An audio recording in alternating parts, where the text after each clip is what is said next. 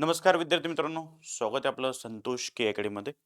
सर्व विद्यार्थ्यांचं स्वागत आहे. जे विद्यार्थी पोलीस भरतीची तयारी करत आहे, अशा विद्यार्थ्यांसाठी एक लक्ष ठेवा, की विद्यार्थी मित्रांनो बघा, तुम्ही जर बघा तुम्ही थंबनेलवरून तुम्हाला समजलं असेल काय म्हणणं आहे माझं.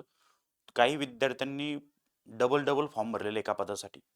तर अशा विद्यार्थ्यांसाठी एक समज दिला जाणार आहे आणि समज दिल्यानंतर तुम्हाला तुम्हाला तिथं त्यांनी सांगितलेलं आहे, की बुवा तुम्हाला जे अर्ज सादर केलेले तुम्ही एकापेक्षा जास्त, तर त्यांच्याकडून हमीपत्र लिहून घेण्याबाबत असं दिलेलं आहे.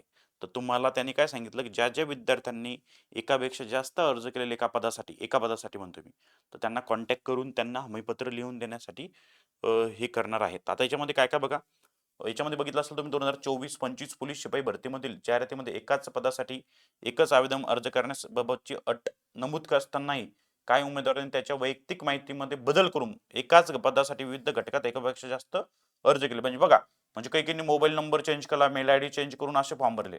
तुम्हाला समजायला पाहिजे होतं की बाबा, आणि तुम्ही प्रशासनामध्ये चालले, तुम्ही सरकारी अधिकारी सरकारी म्हणजे सेवक होणार आहे, तुम्ही गव्हर्नमेंट सर्वंट होणार आहे आपण. तर ह्या गोष्टी तुम्हाला माहिती आहे मुलांना, तरी पण काही काही विद्यार्थ्यांनी चुका केल्या. त्या चुका करा जाऊ नका तुम्ही. ओके, प्रामाणिकपणा हे लक्ष द्या. एका ठिकाणी कोणत्याच एका जिल्ह्यात फॉर्म भरायचा विचार करून आणि अभ्यास करायचा, असं माझं मत आहे बुवा. बरोबर आहे. आता यांनी सांगितलेलं होतं, सगळ्या गोष्टी दिलं होतं, तरी काही काही विद्यार्थ्यांनी काय केलं बघा ना तुम्ही. तर काही काहींनी काय केलं, आधार कार्ड, ओके, म्हणजे आधार कार्डचं आहेच, पण काही काहींनी मोबाईल नंबर चेंज केला, मेल आयडी चेंज केला आणि फॉर्म भरला. तर ते आता निदर्शनास आलेलं आहे. तर त्यांचं असं म्हणणं आहे, की ज्या ज्या प्रत्येक जे कार्यालय आहे एस-पी ऑफिस, तर त्या ठिकाणी आता त्यांना येईल. त्यांनी काय सांगितलं बघा, 12/1/2026 रोजी सकाळी 10 वाजता पोलीस अधीक्षक कार्यालय धुळेसाठी, आता बाकीच्या जिल्ह्यांसाठी पण असणारच आहे, हमीपत्र भरून घेण्याकामी खालील नमूद उमेदवार यांना नमूद केलेल्या कागदपत्रांसह उमेदवारांचं स्वतःचं मूळ आधार कार्ड, त्याची छायांकित प्रत, ऑनलाईन आवेदन अर्ज जो भरला त्याची पावती यासह हजर राहण्याची आणि समज द्यावी असं म्हणलेलं आहे. तसेच जे उमेदवार हमीपत्र भरून देणार नाहीत, आता ज्यांनी हमीपत्र भरून दिले नाही त्यांनी म्हणलं जाऊ द्या बा काही होत नाही, तर त्यांचे सगळे अर्ज काय होईल, बाद होईल. हे लक्षात ठेवायचं आहे. सर्व आवेदन अर्ज बाद होणार आहे.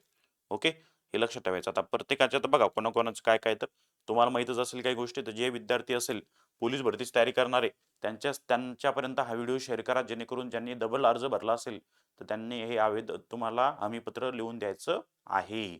ओके, हे लक्षात ठेवा. नाही तर तुमचं हमीपत्र जर नाही दिलं तुम्ही, तर तुमचं पूर्ण अर्ज बाद होईल. तुमचं काहीच खरं नाही मग, है ना. फीस बी गेली, वर्ष बी गेलं आणि सगळंच गेलं कार्यक्रम. त्यामुळे थोडंसं लक्ष ठेवा, प्रामाणिकपणे वापरायचं जरा. एकच गोष्ट करायचं, जरा एकाच ठिकाणी अर्ज भरायचा तर एकाच ठिकाणी भरायचं ना, बरोबर आहे की नाही. तर बरेचसे विद्यार्थी असे आहेत.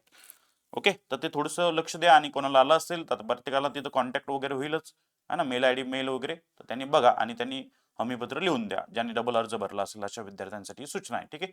आता याच्यामध्ये अजून एक गोष्ट बघा, जे विद्यार्थी तयारी करतात ज्यांचा लेखी परीक्षेसाठी, तर त्यांच्यासाठी आपण 7:30 वाजता आपल्या युट्यूब चॅनलला रोज 7:30 वाजता 5,000 प्लस प्रश्नांचा सराव करून घेणार आहोत, है ना. ही सिरीज आपण कालपासून चालू ठेवलेली. त्यामुळे संध्याकाळी सगळ्यांनी 7:30 7:30 ते 7:40 दरम्यान हजर राहायचे आणि आपल्याला प्रश्नांची तयारी करून घ्यायची आणि लेखी परीक्षेत सुद्धा आपल्याला तयारी चालू ठेवायची. ओके. ओके, आणि या गोष्टी तुम्हाला ज्यांना हे असेल त्यांनी त्यांनी व्यवस्थित बघायचं. ठीक आहे. चलो, आणि संध्याकाळी सगळ्यांनी 7:30 ला हजर राहायचं. ओके, यूट्यूब चॅनलवरती. चला, थँक्यू.